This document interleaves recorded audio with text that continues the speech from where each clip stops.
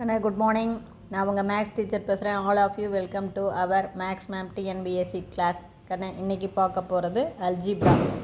பாருங்கள், இந்த அல்ஜிப்ராவில் find the product of -2mn into 2m whole square into -3mn.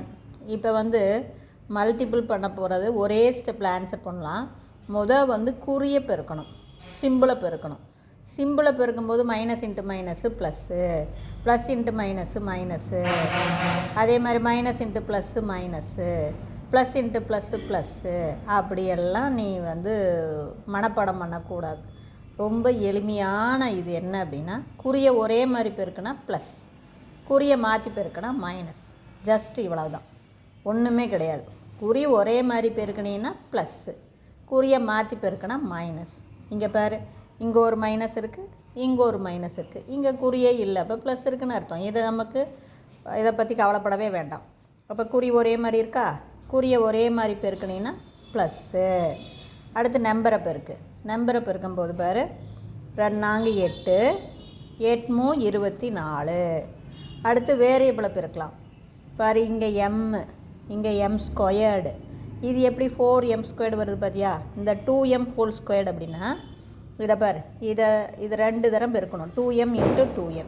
அப்போ 2 ஸ்கொயர்டு பண்ணால் 4, m ஸ்கொயர்டு பண்ணால் m ஸ்கொயர்டு. அவ்வளோதான். இப்போ நம்பரை பெருக்கும்போது பாரு, 2 8, 8 24. குறியை பெருக்கி போட்டுட்டோம். அடுத்து நம்பரை பெருக்கி போட்டோம். அடுத்து வேரியபிள் பாரு, இங்கே பாரு, இங்கே m 1 தான் இருக்குது. m ஸ்கொயர்டுனா 2 இருக்குதுன்னு அர்த்தம். m இன்ட்டு mன்னு அர்த்தம்.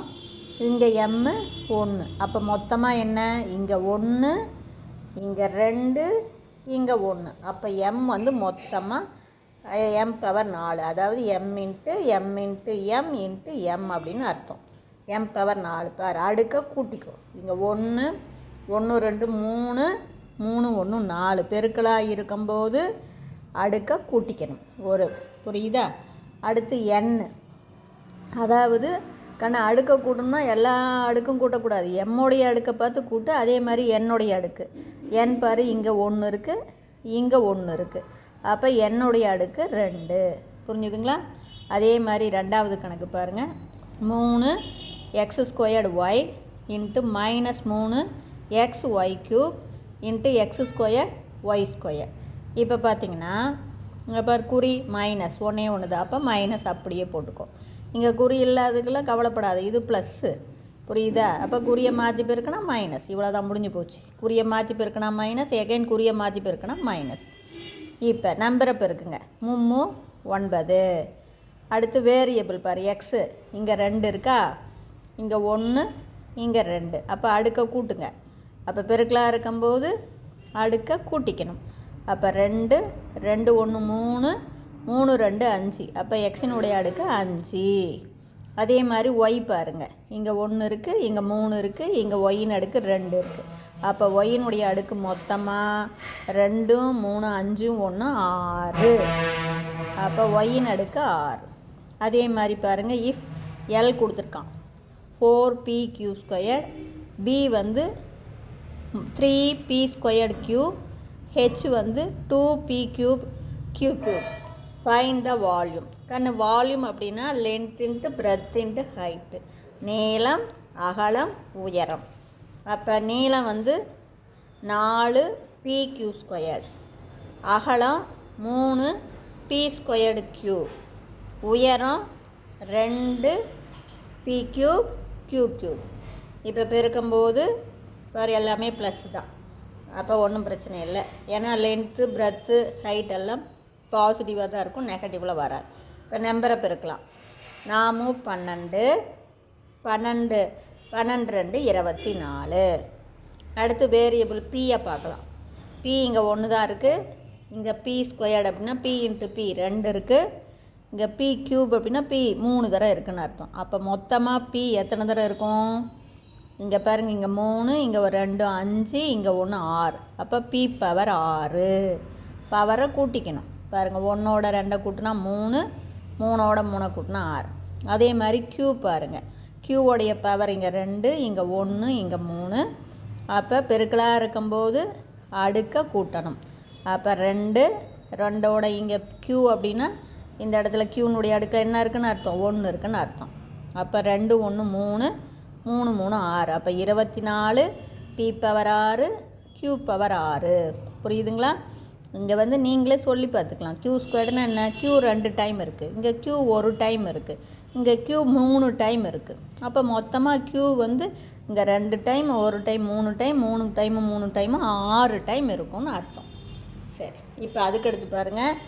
3mn into m cube n cube minus 5m squared n plus 7m n squared. இப்போ இது போய் உள்ளே பெருக்கும். மொதல் ஃபஸ்ட்டு டேர்மை பெருக்கும். அப்போ ஃபஸ்ட்டு டேர்ம் பெருக்கும்போது 3 எம்மின் அடுக்கு பாரு, இங்கே ஒரு 1 இருக்குது, இங்கே 3 இருக்குது. அப்போ எம்மின் அடுக்கு 4 பெருக்கும்போது அடுக்க கூட்டிக்கணும். அதே மாதிரி எண்ணின் அடுக்கு 1 3 4. அடுத்து இது போய் ரெண்டாவது டேர்மை பெருக்கும்போது கூறி பாருங்கள், மைனஸ் 3 15. நம்பரை பெருக்குனா 3 15. வேரியபிள் எம்மை பெருக்குனா எம்மின் அடுக்கு 1 2 3. எண்ணை பெருக்கும்போது 1 1 2. புரிஞ்சுதுங்களா? அப்போ எண்ணின் அடுக்கு 2. அடுத்தது இது போய் மூணாவது டேர்ம் பெருக்கும்போது 7 3 21. எம்மின் அடுக்கு பாருங்கள், இங்கே 1 இங்கே 1. அப்போ எம்மின் அடுக்கு 2. எண்ணின் அடுக்கு இங்கே 1 இங்கே 2. அப்போ எண்ணின் அடுக்கு 3. அதாவது பெருக்கும்போது அடுக்க கூட்டிக்கணும், அது மறந்துடக்கூடாது. இப்போ அதே மாதிரி பாருங்கள், இந்த கணக்கு X squared into X plus Y plus Z plus Y squared into X plus Y plus Z plus Z squared into X minus Y minus Z. இப்போ நம்ம பெருக்கலாம். அப்போ பெருக்கும்போது பாருங்கள், எக்ஸு போய் எக்ஸ் ஸ்கொயர்டு போய் எக்ஸை பெருக்குனா எக்ஸு க்யூப். அது பாருங்கள், இங்கே 2 அடுக்கு இங்கே 1 அடுக்கு. அப்போ எக்ஸுக்கு மொத்தமாக 3 அடுக்கு ப்ளஸ்ஸு. அடுத்து எக்ஸ் ஸ்கொயர்டு போய் ஒய்யை பெருக்கும்போது இது எக்ஸு இது ஒய், வேரியபிள் வேறு.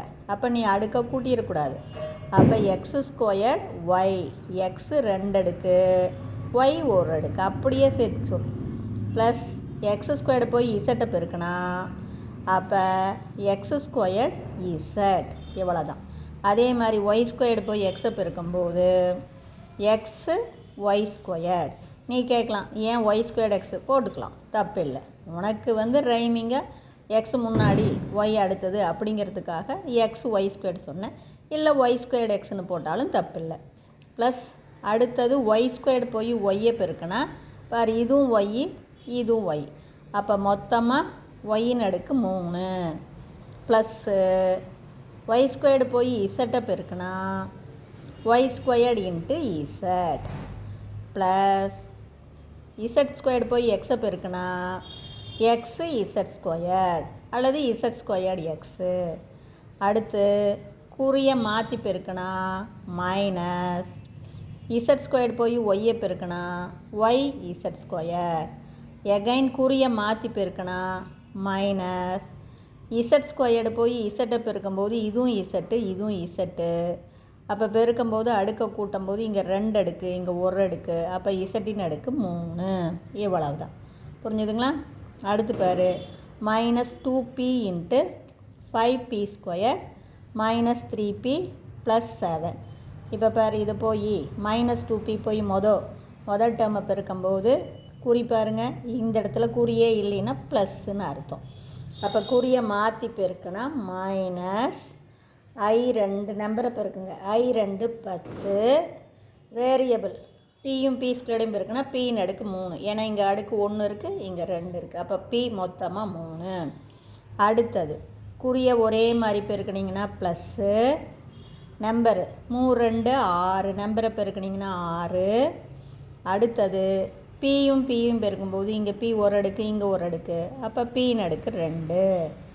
அடுத்தது குறியை மாற்றி பெருக்கினா மைனஸ், அதாவது இது போய் முதல் டேர்ம் பெருக்குச்சு, அடுத்து ரெண்டாவது டேர்ம் பெருக்குச்சு, அடுத்து மூணாவது டேர்ம் பெருக்கும். குறியை மாற்றி பெருக்கினா மைனஸ் 7 2 14. பி 1 தான், பி எவ்வளோ தான். புரிஞ்சுதுங்களா? Wish you all the best. இதில் ஏதாச்சும் உங்களுக்கு டவுட்டாக இருந்தால் கேளுங்க. தேங்க்யூ.